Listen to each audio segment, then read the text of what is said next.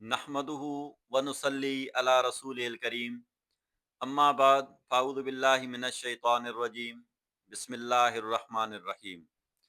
मोहतरम साथियों, हक मौजूद, उम्मीद है कि आप सब लोग खैरियत से होंगे।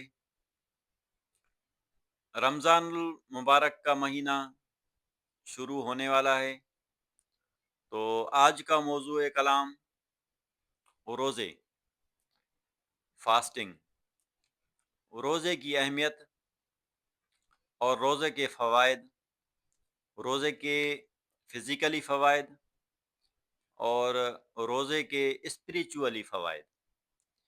फिज़िकली बेनिफिट्स, स्पिरिचुअली बेनिफिट्स, इस पर हम गुफ्तगू करेंगे कि तसव्वुफ़ में रोज़े की तलकीन बहुत ज़्यादा की जाती है, इसलिए कि रोज़ा रखने से इंसान का रूहानी हाल बुलंद होता है। तो रोज़ा जो है सूफ़ी के लिए तो बहुत ज़रूरी है, लेकिन जो आम आदमी है उसके लिए भी बहुत ज़रूरी है। रोज़ा इंसानी जिस्म को भी सही रखता है और उसके रूहानी हाल को भी सही रखता है। आज जो मुहक्किकीन तहकीक कर रहे हैं कि जितनी बीमारियां पैदा हो रही हैं, हमारी गलत खान पीन की वजह से हो रही हैं। यानी हमारी इस बॉडी को जितनी खुराक की ज़रूरत है, उससे ज़्यादा हम लोग खुराक खुराक इस्तेमाल कर रहे हैं। तो खुराक का वैसे प्रोसेस ये होता है कि जितनी हमें ज़रूरत है उतनी हम खुराक खा लें। अगर हम उससे ज़्यादा खाएंगे तो उससे क्या होगा कि हमारी बॉडी जो है उस खुराक को चर्बी की सूरत में हमारे जिस्म में स्टोर करेगी। वो हमारे मुश्किल टाइम के लिए, यानी जब हमें खुराक नहीं मिलेगी, तो हमारी बॉडी जो है वो जो हम चर्बी की सूरत में खुराक इकट्ठे की हुई है वहाँ से इस्तेमाल करेगी। ये इमरजेंसी के लिए एक ख़ज़ाना इकट्ठे होता है। तो होता हमारी ज़िंदगी में यूँ है कि हम लोग हर वक्त ही ज़्यादा खाते रहते हैं, तो वो स्टोर बढ़ता रहता है, वो स्टोरेज बढ़ती रहती है। फिर जब वो हमारे लिवर के अंदर स्टोर बढ़ जाता है, वो लिवर हमारा चर्बी ज़्यादा हो जाता है, तो फिर वो चर्बी हमारे जिस्म के बाकी हिस्सों में इकट्ठे होना शुरू होती है और फिर हमारे पेट पर आखिर में इकट्ठे होना शुरू होती है। फिर हमारा पेट फूलने लगता है। बंदे की पूरी बॉडी जो है वो मुर्गे की तरह, कुक्कुड़ की तरह यूँ होगी, लेकिन पेट मटके की तरह निकला होगा। ये क्या है कि हम लोगों ने जो वो खाना स्टोर किया है, वो हमारे जिस्म के अंदर इकट्ठे हुआ पड़ा है और इस्तेमाल नहीं हो रहा। तो आज जो मुहक्किकीन कहते हैं कि अगर अपनी सेहत चाहते हो, तो रोज़े रखो। रोज़े रखोगे तो वो जो तुम खाने को ब्रेक दे रहे हो, तो तुम्हारे जिस्म को जो ज़रूरत पड़ेगी, तो फिर वो खुराक, वो जो खज़ाना इकट्ठे किया हुआ है चर्बी की सूरत में, वहीं से वो लेकर इस्तेमाल करेगा। अगर तुम ऐसा नहीं करते, तो फिर क्या होगा, जब ये चर्बी इकट्ठे होते होती रहेगी और हमारा जो लिवर है वो चर्बी ज़्यादा तो हो चुका, अब वो काम करना छोड़ देगा और वो सिरोसिस की तरफ चला जाएगा। ये तो मेडिकल लैंग्वेज है, उसमें कमी पेशी आ जाएगी अल्फाज में, क्योंकि मेरा ये सब्जेक्ट नहीं है। तो हमारा लिवर जो है वो सिरोसिस की तरफ चला जाएगा, तो हमारी बॉडी पूरी की पूरी डैमेज हो जाएगी, क्योंकि लिवर एक वाहिद आर्गन है जो हमारे पूरी बॉडी को खुराक सप्लाई करता है। तो वो जब मुतासिर हो गया, तो फिर क्या होगा कि बाकी अज़ा भी जो हैं वो भी फ़ेल हो जाएँगे, क्योंकि 80% जो है हमारा लिवर काम करता है और बाकी 20% जो है हमारे बाकी अज़ा काम करते हैं। जो 80% वाला है वो काम छोड़ देगा, तो यकीनन हमारे जो बाकी अज़ा हैं, बाकी ऑर्गन्स जो हैं वो फ़ेल हो जाएँगे। तो आज के मुहक्किकीन की तहकीक ये है कि अगर अपनी ज़िंदगी बचाना चाहते हो, तो रोज़े रखो। तो रोज़े की जो फिज़िकली जो बेनिफिट्स हैं वो यही है। और इस पर अगर हम गुफ्तगू करेंगे तो میں تو قاصر ہوں گفتگو کرنے سے، بڑے محققین جو انہوں نے بڑی-بڑی کتابیں لکھ ڈالی کہ ہر بیماری کا علاج جو ہے فاسٹنگ ہے۔ جو لوگ اسلام سے تعلق نہیں رکھتے، جو روزے کے کانسیپٹ کو ایکسیپٹ نہیں کرتے، ان لوگوں کے لیے بھی روزہ فائدہ مند ہے۔ یہ اس کے ظاہری فوائد ہو گئے۔ اب یہ دیکھا گیا کہ جس بندے کو اگر اپنے لیور کو اصلاح دینی ہے، لیور کو صاف کرنا ہے، تو وہ کھانا پینا 24 گھنٹے میں صرف ایک دفعہ استعمال کرے اور باقی فضولیات کھانا بالکل چھوڑ دے، فضول کھانا جو بھی کھا رہا ہے۔ اب یہ شوگر ہو رہی ہے اور بلڈ پریشر ہو رہا ہے، ان کی وجوہات بھی زیادہ کھانا ہے۔ اب ہم جب بار بار کھاتے ہیں تو اس سے بار بار انسولین ریلیز ہوتی ہے اور اس سے پھر ریسپٹرس جو کام کرنا چھوڑ دیتے ہیں، اور جو ہماری انسولین ہے وہ خود کام کرنا چھوڑ دیتی ہے، کیونکہ جو انسولین ہے وہ گلوکوز کو ٹریول کرواتی ہے سیل کی طرف، سیلوں میں لے جاتی ہے۔ اب ریسیپٹرس جو 10 ریسیپٹرس ہیں وہ بھی کام کرنا چھوڑ دیں اور انسولین بھی ٹریول کرانا چھوڑ دے، تو مجھے بتائیں تو پھر یہ گلوکوز کو ٹریول کون کروائے گا؟ دو چیزیں گلوکوز کو ٹریول کرواتی ہیں، ایک انسولین کرواتی ہے، دوسرا ایکسرسائز کرواتی ہے، ورک آؤٹ۔ اب ہماری زندگی جو ہے وہ اس طرح گزر رہی ہے کہ ہماری زندگی میں جو کھانا ہمیں تھوڑا کھانا چاہیے تھا، جس کے لیے حکم ہے، حضور نبی کریم صلی اللہ تعالیٰ علیہ وآلہ وسلم نے فرمایا کہ بھوک رکھ کر کھانا کھاؤ، تو وہ جو کھانا ہم نے تھوڑا کھانا تھا، بھوک رکھ کے کھانا تھا، اس کے برعکس ہم نے زیادہ کھانا اور چٹپٹا کھانا، کیونکہ ہمیں ضرورت ہمارے جسم کو ہے نہیں۔ ہم لوگ سادہ کھانا اگر کھائیں تو ہمارے منہ پہ نہیں وہ لگتا، تو ہم جو ہے نا زبردستی اس کو چٹپٹا بنا کے، ذائقہ دار بنا کے، خود بخود وہ زیادہ سے زیادہ اپنے اندر ٹھوس رہے ہیں، تو اس کا نتیجہ پھر کیا نکلے گا؟ وہ ہمارا لیور جو ہے چربی زیادہ ہو جائے گا۔ اب وہ جو گلوکوز ہمارے جسم میں اکٹھے ہو گیا، اب انسولین بھی کام نہیں کر رہی، ریسپٹرس بھی جواب دے چکے، وہ بھی چلے گئے، اپنے چھٹی پر چلے گئے، ان کے پاس کام نہیں تھا، کیونکہ جو انسولین ہے وہ اپنا کام چھوڑ گئی تو ان کے پاس کون لے جائے گا؟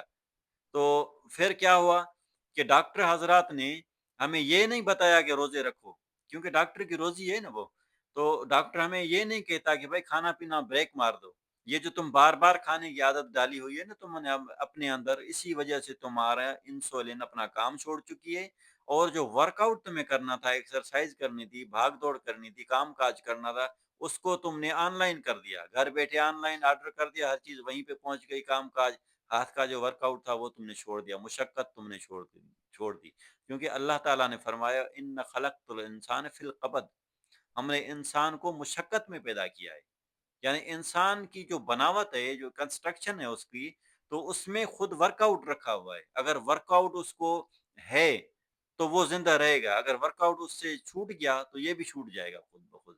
تو دیکھا جائے کہ جب ہم بار بار چیزوں کو استعمال کرتے ہیں، یعنی ہم نے کوئی بھی چیز اٹھا کے منہ میں ڈال دی، جیسے ہمارے وہ اسٹمک میں گئی تو فوراً انسولین ریلیز ہوگی تاکہ اس کو ہضم کرے، تو ہم جب بار بار کھاتے ہیں تو وہ انسولین بار بار ریلیز ہوتی ہے، بار بار ہو کر وہ اپنا کام چھوڑ گئی۔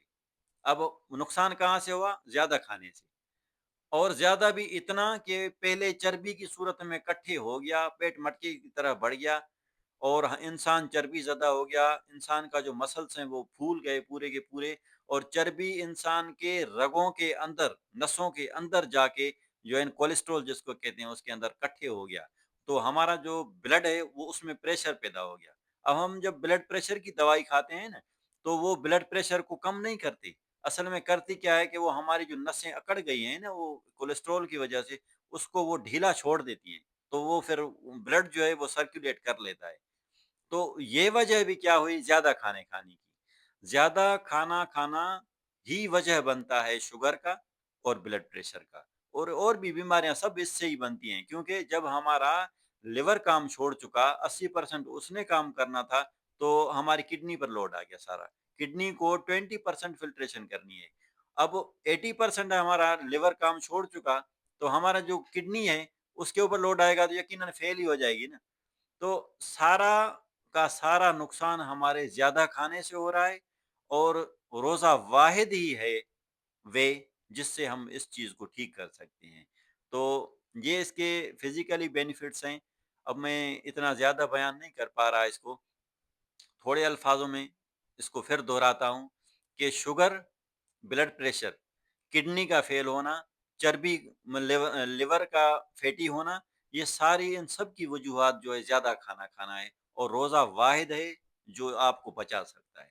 تو اس لیے اپنی اگر صحت کو صحت مند رکھنا چاہتے ہو تو روزہ ضرور رکھو۔ اب تصوف میں روزے کی بہت بڑی اہمیت ہے، چونکہ ہمارا جو چینل ہے وہ صوفی ازم پر ہے، تو صوفی کو بھی ویسے بھی کھانا کم کھانا چاہیے۔ صوفی زیادہ خوراک استعمال نہیں کرتا، وہ کم خوری اس کے اندر ہوتی ہے، خوردن اس کے اندر بہت کم ہوتا ہے۔ تو صوفی جب روزہ رکھے گا نا تو اس کا روحانی حال قائم ہوگا، یعنی عبادت کو جی نہیں لگتا، کھانا کم کر دو تو خود بخود جی آپ کا عبادت کو چاہے گا، نیکی آپ سے سرزد نہیں ہو رہی، آپ روزہ رکھو تو نیکی آپ سے آرام سے پرفارم ہو جائے گی، روزہ رکھو عبادت بڑے شوق سے پیدا ہوگی، روزہ رکھو دل کے اندر شانتی سکون پیدا ہوگا۔ آپ اپنے آپ کو مشاہدہ کریں، آپ نے روزہ رکھ لیا اور ارادہ یہ کر لیا کہ اب میں کچھ بھی نہیں کھاؤں گا اللہ تعالیٰ کی خاطر، یہ اپنے بینیفٹس کی خاطر نہیں، کیونکہ دیکھیں نا حضور نبی کریم صلی اللہ تعالیٰ علیہ وآلہ وسلم جب معراج سے واپس آئے تو حضرت ابوبکر صدیق رضی اللہ تعالیٰ عنہ ان سے ملے، اور انہوں نے عرض کی کہ ہمارے لیے آقا آپ کیا گفٹ لائے ہیں؟ تو آپ نے فرمایا 5 نمازوں کا تحفہ۔ تو اس وقت حضرت ابوبکر صدیق رضی اللہ تعالیٰ عنہ نے اس کے بینیفٹس کو نہیں دیکھا کہ اس میں ہمیں فائدے کیا مل رہے ہیں، بلکہ انہوں نے اللہ تعالیٰ کا حکم سمجھ پر اپنے سر آنکھوں پر رکھا اور فرمایا صدقت یا رسول اللہ، بے شک یہ ہمارے لیے فائدہ مند ہے، ہمیں کرنا چاہیے، جن بھی الفاظ سے انہوں نے ایکسیپٹ کیا۔ تو بغیر بینیفٹس دیکھے ہوئے اللہ تعالیٰ کے احکامات کو ایکسیپٹ کرنا چاہیے، یہی صوفی ہوتا ہے۔ تو صوفی کے لیے روزے کو بغیر بینیفٹس دیکھے کرنا چاہیے، رکھنا چاہیے، اور اس سے انسان کا روحانی حال بڑھتا ہے۔ وہ کام جو آپ لوگ نہیں کر سکتے اگر آپ روزہ رکھو گے تو کر لو گے۔ روزہ رکھنے سے قوت ارادی مضبوط ہوتی ہے، کیونکہ جب انسان زیادہ کھانا کھاتا ہے تو اس کی باڈی فزیکلی خواہشات کی طرف چلی جاتی ہے، فزیکلی یعنی فطری طور پر نیچرلی انسان جو ہے جب زیادہ خوراک کا انٹیک کرے گا تو اس سے خود بخود اس کی فطرت جو ہے نا خواہشات کی طرف چلی جائے گی۔ ہاں اگر آپ خوراک کو کم کرتے ہیں یعنی روزہ رکھتے ہیں، روزے لفظ ہم روزہ استعمال کریں گے کیونکہ اللہ تعالیٰ نے فرمایا یا ایھا الذین آمنوا کتب علیکم الصیام کما کتب علی الذین من قبلکم لعلکم تتقون، اے ایمان والو تمہارے اوپر روزے فرض کیے گئے جس طرح پہلوں پر فرض کیے گئے، یعنی اسلام سے پہلے بھی لوگ عبادت کیا کرتے تھے، یہ تو سب جانتے ہیں، ان لوگوں کے لیے بھی روزے فرض تھے تاکہ ان کا حال برقرار رہے، ان کو عبادت کرنا آسان ہو، اللہ تعالیٰ کے احکامات کو پرفارم کرنا آسان ہو جائے۔ تو اسی طرح تمہارے اوپر بھی فرض کیے گئے ہیں۔ اب اس کا فائدہ کیا ہوگا؟ لعلکم تتقون، تاکہ تمہارے اندر پرہیزگاری پیدا ہو۔ اب پرہیزگار لوگوں کا شیوا روزہ رکھنا ہے۔ اب جو لوگ چاہتے ہیں کہ میرے اندر پرہیزگاری پیدا ہو تو وہ روزہ رکھے۔ حضور نبی کریم صلی اللہ تعالیٰ علیہ وآلہ وسلم آپ ہر ہفتے روزہ رکھا کرتے، 2 روزے رکھا کرتے تھے۔ تو ہر انسان کو روزے رکھنے چاہیے، اپنی زندگی میں روزوں کو خوراک کی طرح شامل رکھنا چاہیے۔ روزوں سے عبادت بہت آسان ہوتی ہے، روزہ رکھنے سے انسان کا روحانی حال جو ہے بلند ہوتا ہے، اس کے اندر روحانی خوبیاں نکل پڑتی ہیں، روحانی خوشبو پیدا ہوتی ہے، روحانی حال پیدا ہوتا ہے۔ یقین جانیے کہ اگر آپ روزہ رکھتے ہیں تو آپ کا سفر عقل کل کی طرف ہوتا ہے۔ اس کو میں تھوڑا سا آسان اور کر دوں، اگر آپ خوراک کا انٹیک کم کرتے ہیں اور روزہ رکھتے ہیں تو آپ کے اندر چھٹی حس بیدار ہوگی۔ اب چھٹی حس کیا ہے؟ یعنی چھٹی آنکھ، چھٹا حواس، آپ کے اندر روحانی آنکھ کھلے گی، آپ کے اندر روحانی علم پیدا ہوگا، ادراک پیدا ہوگا، ادراک الہی پیدا ہوگا، آپ کے ذہن کی کیفیات اعلیٰ درجے کی خود بخود نمودار ہو جائیں گی، کیونکہ ہر چیز آپ کے اندر ہے۔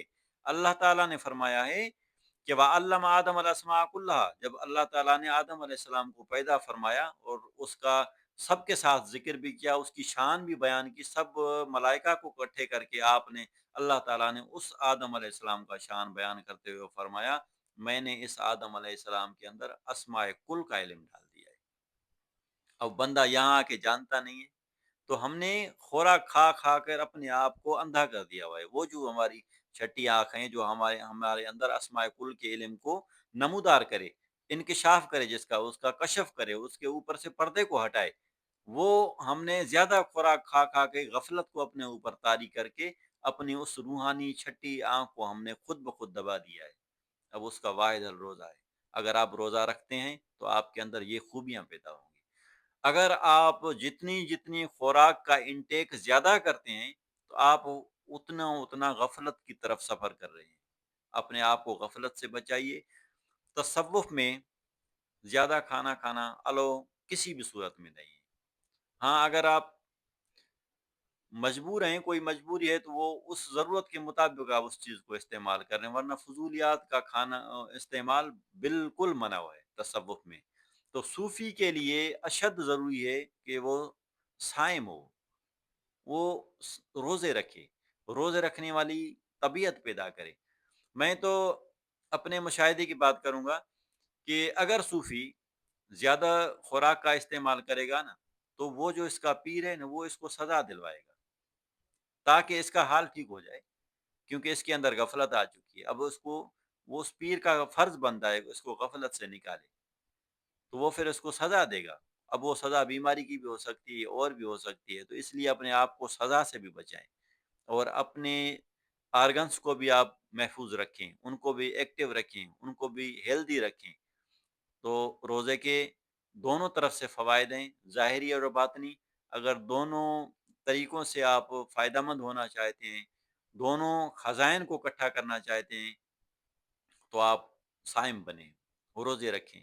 آج کل جو غیر مسلم ہیں، ان لوگوں نے اور الفاظ سے جو ہے نا اور اپنے طریقوں سے بھی روزوں کو اپنایا ہوا ہے۔ بڑے بڑے جو اکابرین ہیں وہ زیادہ کھانا استعمال نہیں کرتے۔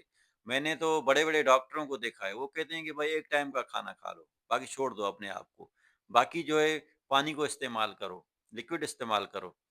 یہ بڑے بڑے محققین، بڑے بڑے لیور کے ڈاکٹر ہو گئے، بڑے گردے کے، آج کل جو بلڈ پریشر کا مسئلہ پیدا ہوا ہے اور ہارٹ کے مسئلے مسائل پیدا ہوئے ہیں، بڑے بڑے جو ڈاکٹر بیٹھے ہیں وہ لوگ ابھی بھی فاسٹنگ کی طرف آ رہے ہیں، کہہ رہے ہیں فاسٹنگ کرو۔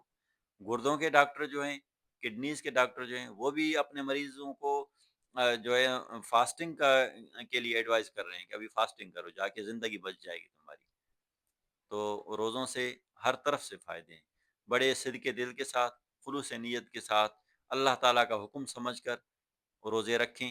ابھی یہ مہینہ آنے والا ہے، ایک ماحول سا بن جائے گا، ایک عبادت کا ماحول بھی بنے گا، روزہ رکھنے کا بھی ماحول بنے گا، ایک ٹائم ٹیبل سا پورے اپنے ماحول میں چھا جائے گا۔ اس سے فائدہ اٹھائیں۔ آپ کو کسی دوائی کی ضرورت نہیں پڑے گی، بیماریوں کی لیول کم ہو جائے گی، اگر تھوڑی ہے تو وہ ختم ہو جائے گی۔ آپ صحت مند روحانی طریقے سے بھی ہو جائیں گے اور نفسانی طریقے سے، جسمانی طریقے سے بھی فٹ ہو جائیں گے۔ آپ اپنے اندر ورک آؤٹ کی بھی عادت ڈالیں، رمضان شریف میں بھی ورک آؤٹ کریں۔ اللہ تعالیٰ آپ کو صحت کاملہ عاجلہ مستمرہ نصیب فرمائے۔